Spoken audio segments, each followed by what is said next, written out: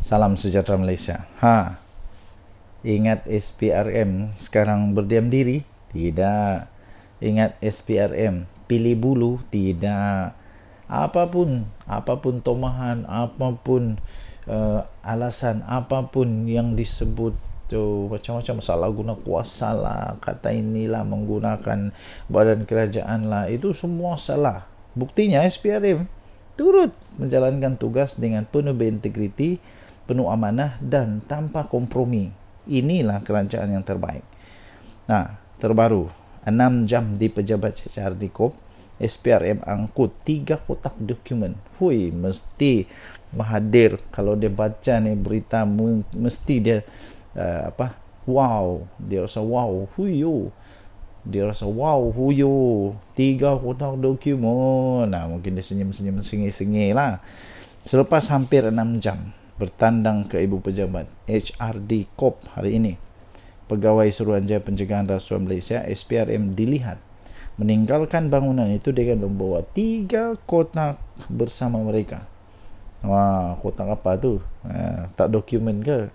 Kotak-kotak itu dipercayai berisi dokumen yang berkaitan dengan HRD Corp, yang dikaitkan dengan pendedahan dalam laporan Ketua Audit Negara LKAN dan Jawatan Kuasa Kira-kira Wang Negara PAC. Dokumen tersebut difahamkan bagi tujuan siasatan. Sebelum ini, pasukan yang terdiri daripada 10 anggota dan pegawai, termasuklah seorang wanita, dengan menaiki 4 kenderaan berasingan tanpa logo SPRM mula tiba pada jam 11.30 pagi dengan masing-masing memakai kemeja berkod. Pengarah bahagian siasatan SPRM, iaitu Datuk Seri Hishabuddin Hasim, dilaporkan berkata kehadiran penyiasat di 2 tempat terbabit bagi mendapatkan dokumen berkaitan untuk tujuan siasatan. PAC telah mendedahkan sejumlah RM3.77 bilion ringgit Malaysia hasil kutipan levy daripada majikan digunakan program latihan HRD Corp untuk melabur dalam pelbagai aktiviti pelaburan yang bukan matlamat penubuhan agensi itu. Jawatan kuasa itu turut mendedahkan berlakunya percanggahan dalam keterangan yang membabitkan 2 pegawai kanan pembangunan sumber manusia berhad HRD Corp berhubung pembabitan syarikat pengurusan acara yang sebelum ini dikatakan milik Ketua Pegawai Eksekutifnya Datuk Sahul Hamid Sheikh Daud. Siapa beliau? Nanti kita tahulah juga. Lama-lama kita tahu. Tapi yang pasti terbaik kepada SPRM yang menjalankan tugas. Saya percaya tidak lama lagi Malaysia akan naik dengan sangat hebat, dihormati oleh seluruh dunia, dan saya percaya kita doakanlah terus Malaysia supaya satu hari nanti betul-betul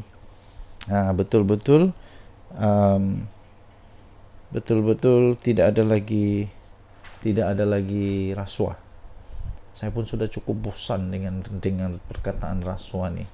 Kenapa lah orang-orang ni tidak pandai berhenti berasuah? Sudah kaya masih berasuah. Tak cukup lagi kah dengan kekayaan? Kalau tidak cukup, buatlah bisnes. Kenapa perlu rasuah-merasuah? Buat bisnes yang betul. Saya percaya semua itu ada hukuman. Kalau tidak dapat di dunia, dapat di akhirat. Apa pendapat anda? Jenis Nadi Suara Rakyat. Bergema di channel ini. Bye-bye. Salam sejahtera Malaysia. Denyut Nadi Suara Rakyat bergema di channel ini. Ramai yang bertanya-tanya kepada saya, apa seterusnya yang telah terjadi kepada kes-kes yang melibatkan orang-orang besar di dalam Bersatu yang berkaitan dengan banyak dana ketika Perikatan Nasional memerintah negara Malaysia. Dan akhirnya hari ini Adam Radlan memfailkan representasi tuduhan rasuah dan ubah wang haram. Peguam Rajan Navarantam memaklumkan hakim bagi Mahkamah Session representasi itu diserahkan kepada pejabat peguam negara pada 4 Julai yang lepas.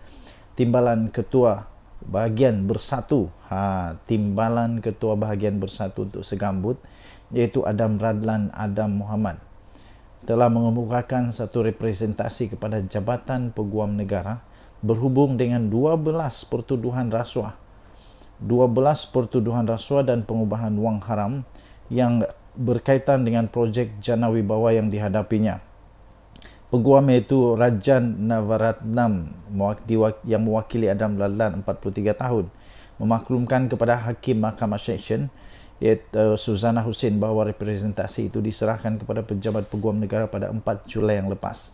Tuan-tuan dan puan-puan yang dihormati sekalian, memang agak mengejutkan bila Ketua Bahagian Bersatu Segambut ini nampaknya telah pun dikenakan hukuman, dikenakan pertuduhan berhubung dengan 12 pertuduhan rasuah dan pengubahan wang haram berkaitan dengan projek Jana Wibawa. Ini pada ketika siapa memerintah, ketika Muhyiddin Yassin jadi pemerintah. Tetapi walaupun begitu, ingat di Malaysia kita ada undang-undang. Seseorang belum lagi bersalah sehingga mahkamah mengatakan, undang-undang mengatakan dia bersalah. Jadi untuk kes ini dia belum bersalah, tetapi disahkan dia ada 12 pertuduhan rasuah dan pengubahan wang haram. Hebat betul pada ketika Muhyiddin jadi Perdana Menteri. Macam kita pernah ingat dulu, ada seorang juga yang macam begini juga. Pihak pendakwaan memerlukan masa sebulan untuk meneliti dan mengkaji representasi yang dikemukakan oleh anak guam kami. Oleh itu kami mohon penangguhan perbicaraan kes yang ditetapkan pada bulan ini, kata peguam itu. Beliau berkata demikian selepas saksi pendakwaan yang pertama selesai memberikan keterangan perbicaraan untuk kes Adam Radlan yang berdepan 5 pertuduhan rasuah dan 7 pertuduhan pengubahan wang haram. 5 rasuah dan 7 pertuduhan pengubahan wang haram.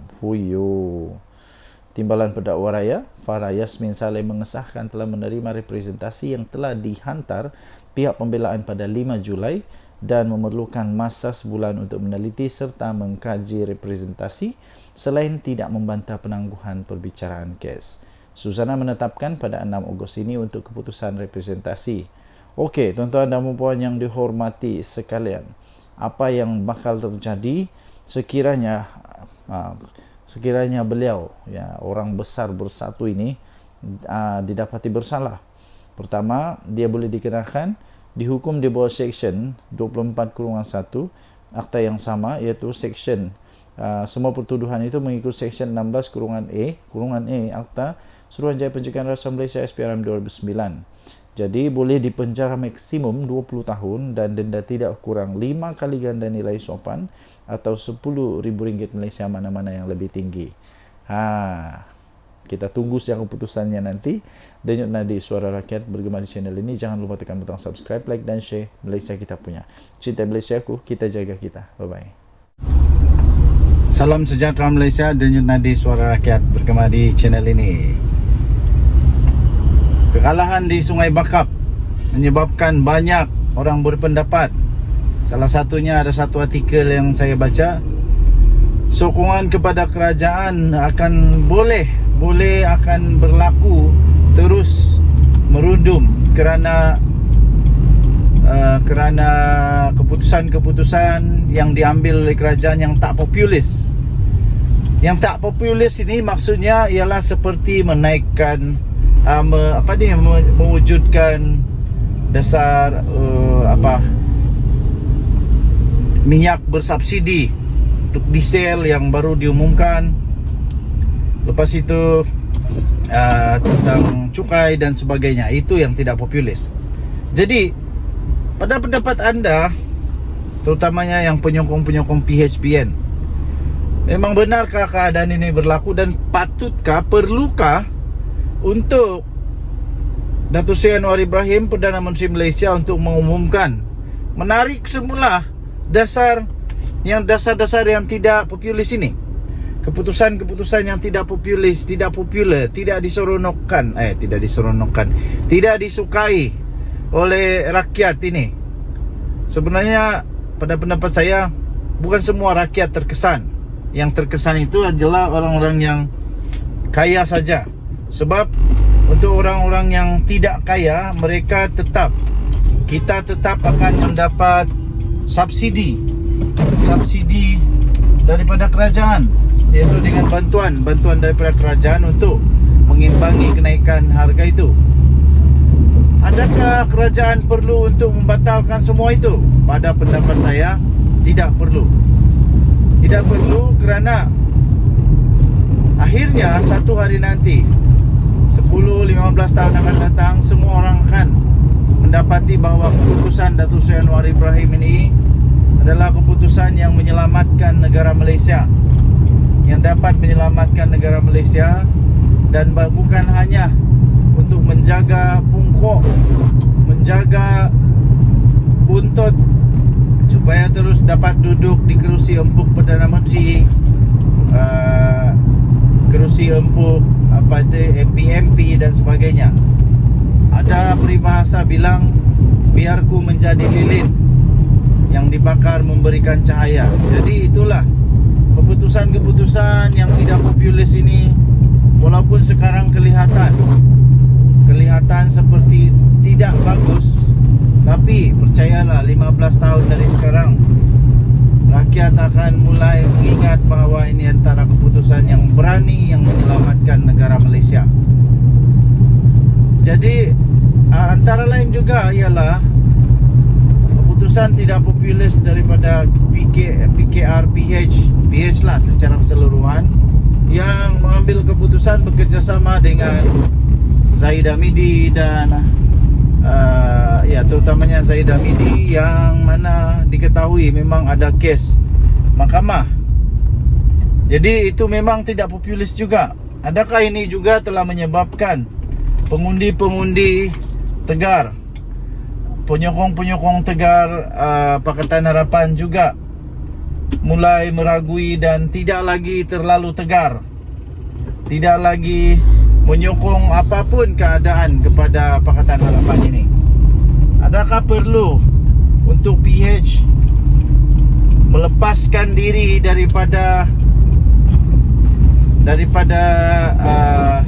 kerjasama dengan Barisan Nasional yang dianggap sudah runtuh, sudah hancur berkecai dan tidak kuat lagi lah? Bukan macam dulu letak kayu pun boleh menang. Apa pendapat anda? Sila tinggalkan komen. Denyut Nadi Suara Rakyat bergema di channel ini. Jangan lupa tekan butang subscribe, like dan share. Malaysia kita punya, cintai Malaysia aku, kita jaga kita. Kita jumpa lagi. Bye. Salam sejahtera Malaysia. Denyut Nadi Suara Rakyat bergema di channel ini. Selepas PRK Sungai Bakap, adakah UMNO benar-benar akan keluar daripada Pakatan Harapan Barisan Nasional Kerajaan Madani ini? Adakah memang benar berita kabar angin, cerita Mat Jenin, cerita Tok Kadok dan juga ramalan Nenek Kebayan mengatakan bahawa Barisan Nasional bersama dengan puluhan MP-nya akan keluar daripada Pakatan Harapan Barisan Nasional ini kerana hasil daripada kekecewaan kerana kalahnya Barisan Nasional, kalahnya Pakatan Harapan, kalahnya Kerajaan Madani di Sungai Bakap. Sebelum ini ada video yang saya buat. Adakah memang benar itu akan jadi kenyataan pada ketika ini? Adakah memang benar bahawa semua MP dalam UMNO akan keluar daripada Kerajaan Madani kerana kekecewaan ini? Adakah mereka tiba-tiba sedar bahawa mereka sepatutnya berada di tempat yang lain, bukan di Kerajaan Madani, kerana mereka tidak membawa sebarang impak, mereka tidak membawa sebarang kelebihan, mereka tidak pun membawa sebarang kebaikan yang boleh membawa kemenangan kepada Kerajaan Madani Pakatan Harapan ini. Adakah Zahid Hamidi benar-benar akan bersama dengan Tok Guru pula, Tok Matasan untuk membawa UMNO keluar daripada kerajaan Madani. Benarkah ini bakal berlaku? Okey, baik. Jawapan saya ialah tidak mungkin berlaku buat masa ini. Kerana kekalahan ini bukan disebabkan juga oleh UMNO. Tidak ada disebabkan oleh UMNO, walaupun kemungkinan besar pengundi-pengundi tradisi UMNO, pengundi-pengundi tradisi UMNO yang dulu tidak mengundi Pakatan Harapan, tetapi sama ada mereka tidak keluar mengundi ataupun mengundi Perikatan Nasional seperti yang berlaku pada PRU yang lalu. Seterusnya ialah kekalahan ini haruslah dikongsi bersama. Maksudnya tidaklah boleh dikatakan ini adalah punca utama adalah kerana ada UMNO di dalam kerajaan. Ada UMNO dalam kerajaan. Jadi tidak bolehlah kita kata kerana itu UMNO perlu mengambil tanggungjawab, mengambil kebertanggungjawaban dengan kekalahan dan letak jawatan keluar daripada kerajaan ini. Tidak. Tetapi kalau memang betul UMNO mau keluar pun tiada masalah juga. Buktinya ialah sama ada UMNO ada atau tiada dalam kerajaan, kalau kalah tetap kalah juga, kalau menang tetap menang juga, ya. Jadi itu tidak membawa terlalu besar dia punya impact kalau UMNO keluar pun daripada kerajaan Madani ini. Okey, apapun kita harap janganlah keluar daripada kerajaan ini. UMNO janganlah keluar daripada kerajaan supaya kestabilan politik di Malaysia dapat dikekalkan sekurang-kurangnya. Selesailah panggal ini. Biarlah kalau mau tumbang pun biar tumbang pada pilihan raya, bukan tumbang pada tebuk-tebuk atap, pada pintu belakang, pada macam-macam pengkhianatan dan sebagainya. Itu tidak seronoklah. Okey, bertahanlah. Ada 3 tahun lagi, paling lama pun 3 tahun lagi untuk kita tukar balik kerajaan ini kalau perlu. Denyut Nadi, Suara Rakyat bergema di channel ini. Jangan lupa tekan butang subscribe, like dan share. Bye-bye. Salam sejahtera Malaysia. Denyut Nadi, Suara Rakyat bergema di channel ini. Ramai yang bertanya-tanya kepada saya, apa seterusnya yang telah terjadi kepada kes-kes yang melibatkan orang-orang besar di dalam Bersatu yang berkaitan dengan banyak dana ketika Perikatan Nasional memerintah negara Malaysia. Dan akhirnya hari ini Adam Radlan memfailkan representasi tuduhan rasuah dan ubah wang haram. Peguam Rajan Navaratnam memaklumkan hakim bagi Mahkamah Session representasi itu diserahkan kepada pejabat peguam negara pada 4 Julai yang lepas. Timbalan Ketua Bahagian Bersatu, Timbalan Ketua Bahagian Bersatu untuk Segambut, iaitu Adam Radlan Adam Muhammad, telah mengemukakan satu representasi kepada Jabatan Peguam Negara berhubung dengan 12 pertuduhan rasuah dan pengubahan wang haram yang berkaitan dengan projek Jana Wibawa yang dihadapinya. Peguam iaitu Rajan Navaratnam yang mewakili Adam Radlan 43 tahun memaklumkan kepada Hakim Mahkamah Session iaitu Suzana Hussein bahawa representasi itu diserahkan kepada pejabat peguam negara pada 4 Julai yang lepas. Tuan-tuan dan puan-puan yang dihormati sekalian, memang agak mengejutkan bila Ketua Bahagian Bersatu Segambut ini nampaknya telah pun dikenakan hukuman, dikenakan pertuduhan berhubung dengan 12 pertuduhan rasuah dan pengubahan wang haram berkaitan dengan projek Jana Wibawa. Ini pada ketika siapa memerintah? Ketika Muhyiddin Yassin jadi pemerintah. Okey. Tetapi walaupun begitu, ingat di Malaysia kita ada undang-undang. Seseorang belum lagi bersalah sehingga mahkamah mengatakan, undang-undang mengatakan dia bersalah. Jadi untuk kes ini dia belum bersalah, tetapi disahkan dia ada 12 pertuduhan rasuah dan pengubahan wang haram. Hebat betul pada ketika Muhyiddin jadi Perdana Menteri. Macam kita pernah ingat dulu Ada seorang juga yang macam begini juga, pihak pendakwaan memerlukan masa sebulan untuk meneliti dan mengkaji representasi yang dikemukakan oleh anak guam kami. Oleh itu kami mohon penangguhan perbicaraan kes yang ditetapkan pada bulan ini, kata peguam itu. Beliau berkata demikian selepas saksi pendakwaan yang pertama selesai memberikan keterangan perbicaraan untuk kes Adam Radlan yang berdepan 5 pertuduhan rasuah dan 7 pertuduhan pengubahan wang haram. 5 rasuah dan 7 pertuduhan pengubahan wang haram. Huyo. Timbalan pendakwa raya Farah Yasmin Saleh mengesahkan telah menerima representasi yang telah dihantar pihak pembelaan pada 5 Julai dan memerlukan masa sebulan untuk meneliti serta mengkaji representasi selain tidak membantah penangguhan perbicaraan kes. Susana menetapkan pada 6 Ogos ini untuk keputusan representasi. Okey, tuan-tuan dan puan yang dihormati sekalian, apa yang bakal terjadi sekiranya beliau, orang besar bersatu ini didapati bersalah? Pertama, dia boleh dikenakan dihukum di bawah Seksyen 24/1 Akta yang sama, iaitu Seksyen semua pertuduhan itu mengikut Seksyen 16/A Akta Suruhanjaya Pencegahan Rasuah Malaysia SPRM 2009. Jadi boleh dipenjara maksimum 20 tahun dan denda tidak kurang 5 kali ganda nilai sopan atau RM10,000 Malaysia, mana-mana yang lebih tinggi. Kita tunggu siang keputusannya nanti. Denyut nadi Suara Rakyat bergema di channel ini. Jangan lupa tekan butang subscribe, like dan share. Malaysia kita punya. Cinta Malaysia ku, kita jaga kita. Bye-bye. Salam sejahtera Malaysia. Denyut nadi Suara Rakyat bergema di channel ini. Saya ada 2 soalan yang tuan-tuan dan puan-puan boleh WhatsApp pula, boleh balas di ruangan komen.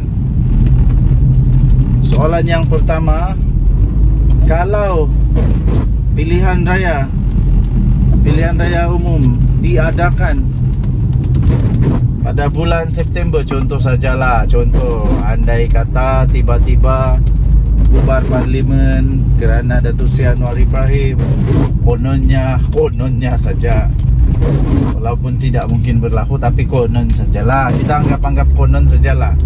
Kononnya Datuk Seri Anwar Ibrahim tumbang kerana kehilangan majoriti di Dewan Rakyat. Kalau pilihan raya diadakan pada bulan September, katakanlah, pada pendapat anda siapa yang bakal menang dalam pilihan raya itu? Adakah tetap akan menang oleh Pakatan Harapan atau Perikatan Nasional atau Barisan Nasional? Patutkah Barisan Nasional berpisah daripada Pakatan Harapan? Patutkah UMNO untuk mencuba nasib sekali lagi untuk bertanding secara gentleman, iaitu secara solo, tidak mengharapkan mana-mana gabungan lain kecuali Barisan Nasional sahaja? Siapa yang bakal menang? Adakah Perikatan Nasional yang bakal menang dengan bergaya sekali lagi? Dan soalan kedua, ya tuan-tuan dan puan-puan yang dihormati sekalian, kalaupun tiba-tibalah Pakatan Harapan kalah, Perikatan Nasional menang, soalan kedua ialah siapa yang layak untuk jadi Perdana Menteri Malaysia untuk menggantikan Datuk Seri Anwar Ibrahim? Itulah masalahnya sebenarnya.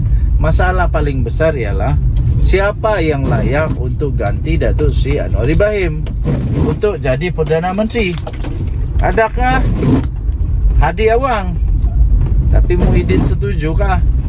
Adakah Dr. Samsuri, Menteri Besar Terengganu, tapi Hamzah Zainuddin dan Azmin Ali setujukah kalau PAS yang memerintah? Inilah persoalan paling besar. Persoalan paling besar sebenarnya ialah bukan menang kalah, tapi siapa yang boleh jadi Perdana Menteri.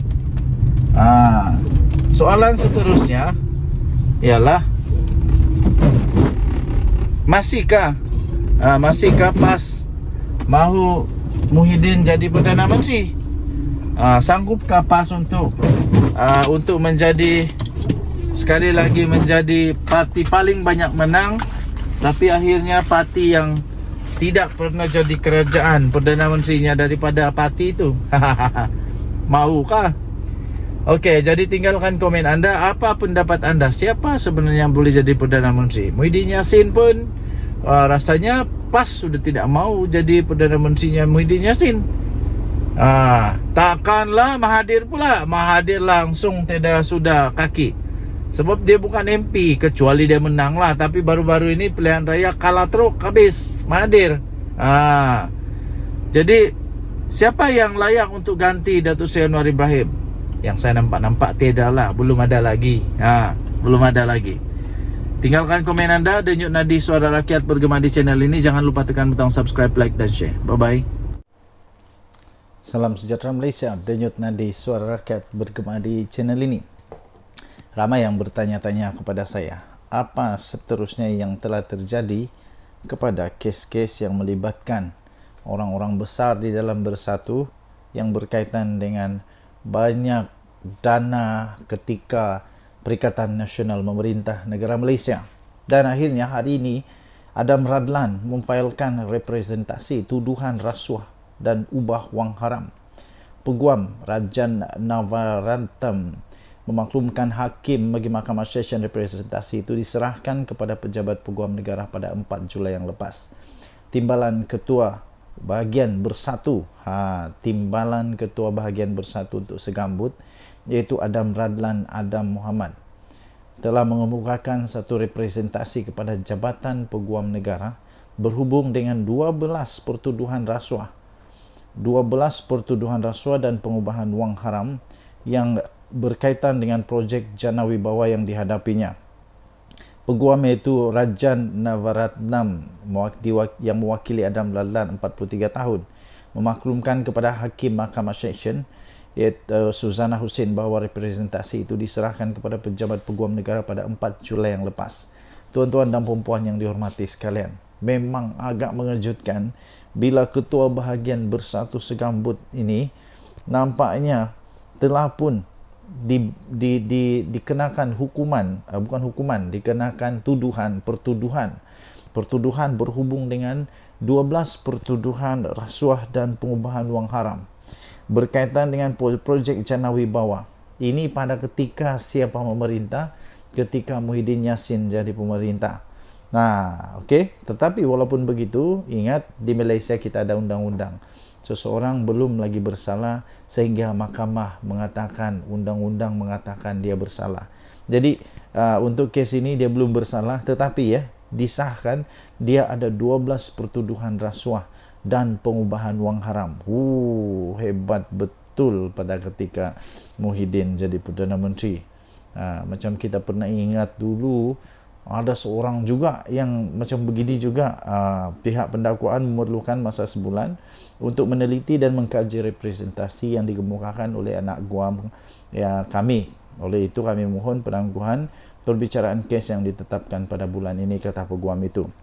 Beliau berkata demikian selepas saksi pendakwaan yang pertama selesai memberikan keterangan perbicaraan untuk kes Adam Radlan yang berdepan 5 pertuduhan rasuah dan 7 pertuduhan pengubahan wang haram. 5 rasuah dan 7 pertuduhan pengubahan wang haram.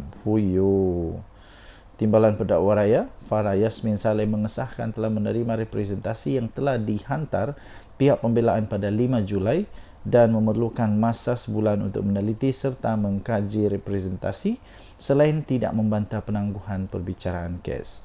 Suzana menetapkan pada 6 Ogos ini untuk keputusan representasi.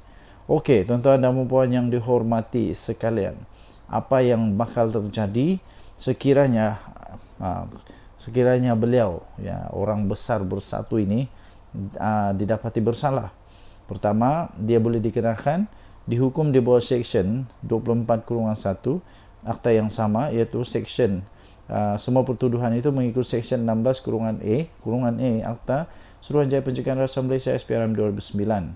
Jadi boleh dipenjara maksimum 20 tahun dan denda tidak kurang 5 kali ganda nilai sopan atau RM10,000 Malaysia, mana-mana yang lebih tinggi. Kita tunggu siang keputusannya nanti. Denyut Nadi Suara Rakyat bergema di channel ini. Jangan lupa tekan butang subscribe, like dan share. Malaysia kita punya. Cinta Malaysia aku, kita jaga kita. Bye-bye.